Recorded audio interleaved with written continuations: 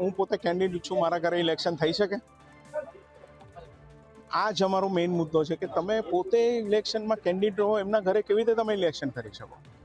It is so unfair, it is so sad and it is so unjust for all of અસ.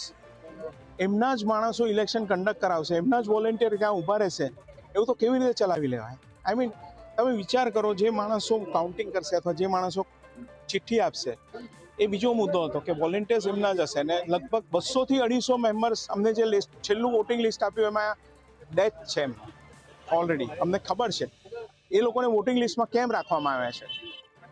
એટલે તમે વિચાર કરો કેટલું બધું એ લોકો કઈ લેવલ સુધી જઈ શકે છે કે હજી બી ડેથ લોકોના વોટિંગ લિસ્ટમાં નામ ચાલી રહ્યા છે વર્ષોના વર્ષોથી, વિચ ઇઝ વેરી અનફેર.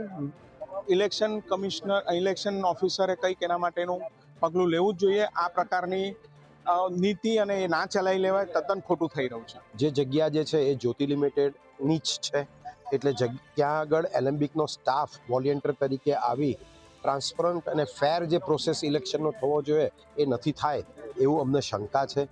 વધારામાં જે લિસ્ટ આપવામાં આવ્યું, મેમ્બર્સ લિસ્ટ, બાયોમેટ્રિક કાર્ડથી એ લોકોએ બધી ડિટેલ મેમ્બર્સની લીધી છે, પરંતુ જાણી જોઈને અમે લોકો સંપર્ક ના કરી શકીએ મેમ્બરનો ફોનથી કે ડિજિટલી. એના માટે એમણે જે લિસ્ટ બહાર પાડ્યું છે એ બી ફોલ્ટી છે, જેમાં કેટલા લોકો ગુજરી ગયા છે એ લોકોના પણ નામ કમી નથી કર્યા, અથવા તો અને એના આધારે બોગસ વોટિંગની શક્યતા રહેલી છે.